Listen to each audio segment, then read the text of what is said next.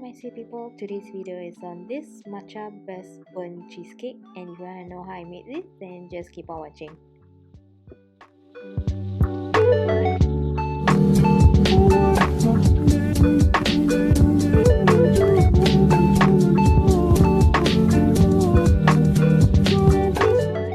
The items needed for this cheesecake will be cream cheese, heavy cream, cake flour, custard sugar, matcha powder, vanilla extract, and eggs.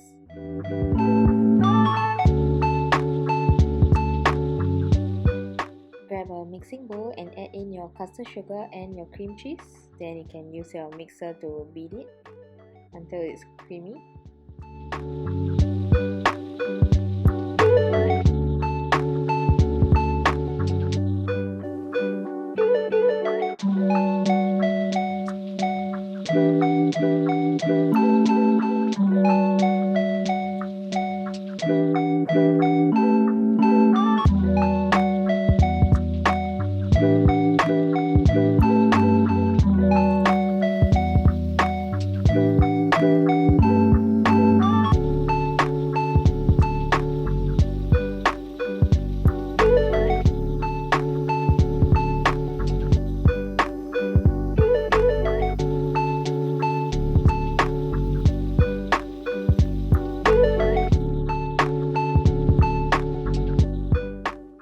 Next, you can add in your heavy cream and mix and add as you go. So I'm just adding a little bit by bit so that it doesn't splash when I'm mixing.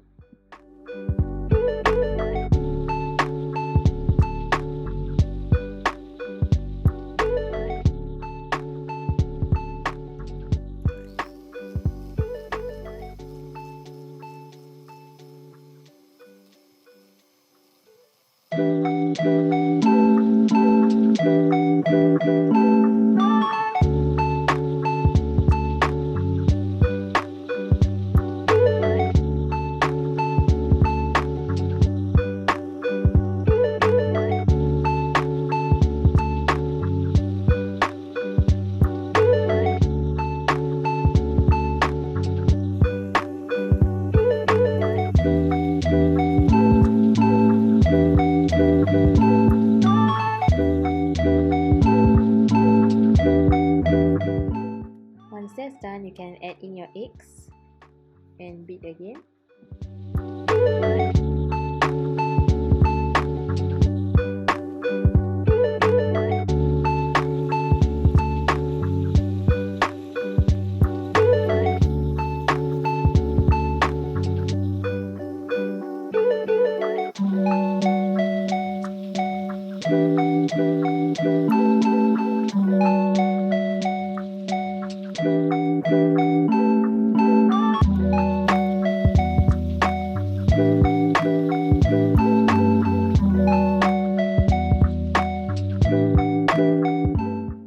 Okay, so this wasn't in the recipe, but I decided to add in a dash of vanilla extract.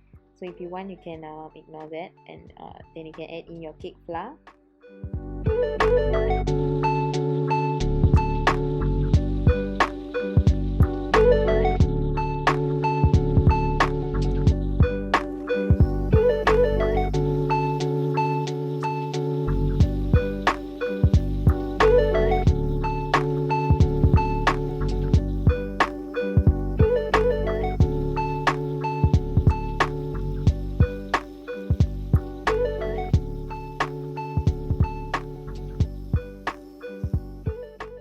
Okay, so once you're done beating this batter, you can actually keep it aside and then grab another mixing bowl and add in the same custard sugar and your cream cheese, and then beat again until creamy.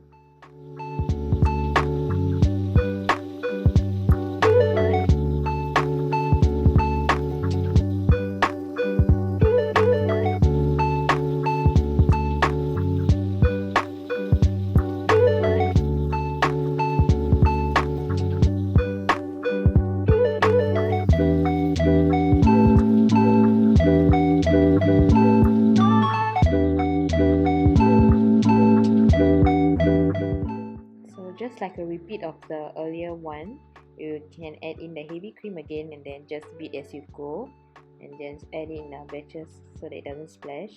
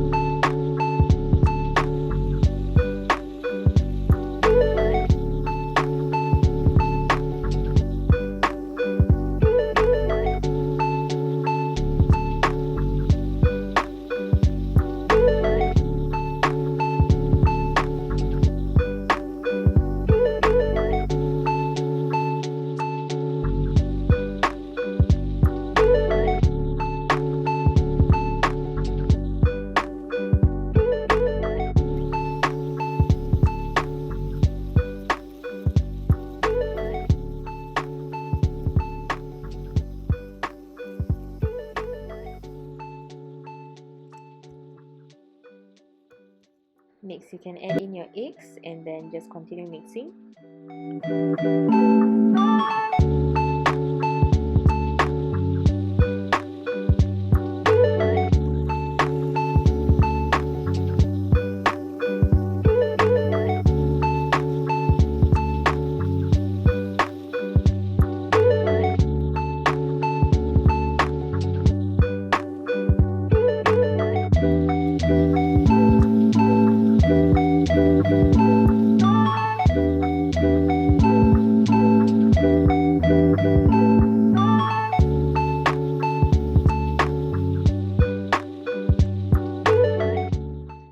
You can add in your matcha powder, so this is the only difference from the earlier one.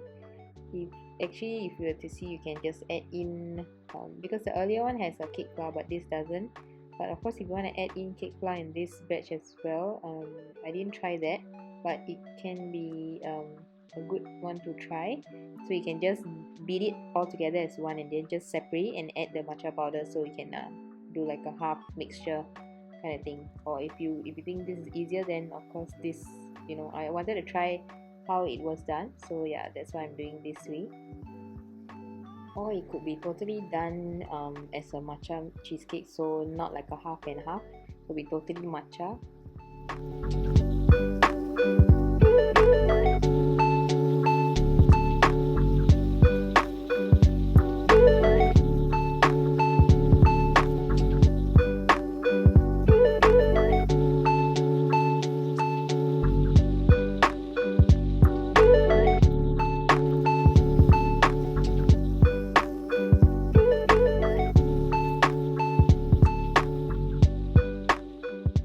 Once both batters are prepared, then you can get your pan that you're gonna bake in. So I'm just gonna use baking paper, so it'll be easier for me to remove later on. And also usually they do use baking paper for this, and also the pan I'm using is a bit difficult to remove afterwards because it's gonna stick to the pan, which I don't really like. So yeah, I'm using the baking paper.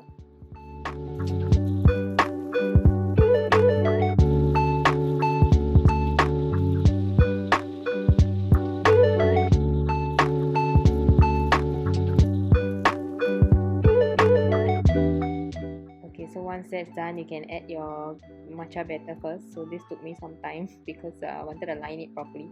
Yeah, so just add in your matcha batter, and then after that you can add in the original one on top. So I just scooped in bit by bit so that I don't want it to mix. So it's, it doesn't become like a, later on it starts to mix. So I just wanted it to be both different parts.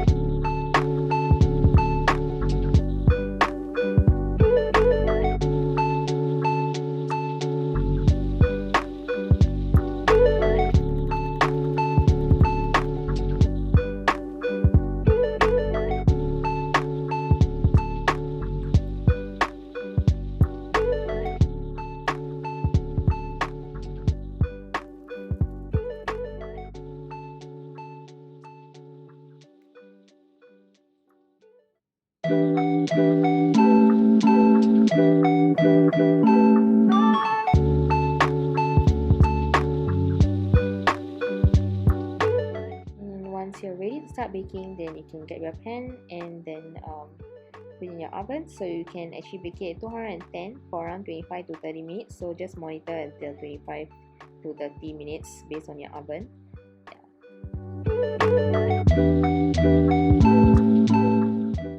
And once that's done and you're baked, you can actually allow it to cool first, then you can refrigerate it, and then once you've done that, you can remove from the pan and then you can start to cut and serve. And then that's the end of my video, guys. Hope you like the recipe, and if you try it, definitely let me know, because I recently started to love matcha. I wasn't really a matcha fan because I hated green tea actually, so only recently when I tried matcha from, I don't know, it was a drink, so once I tried that, I actually fell in love. If you want to avoid that part the cheese comes on when you cut it and go to the next side, just use a knife in the hot water so they can avoid that, or wipe it off, because I know some people have, don't like that, but I'm fine because I'm just going to eat it after. Yeah, so thank you so much for watching, guys, and see you guys in my next video. Bye, guys.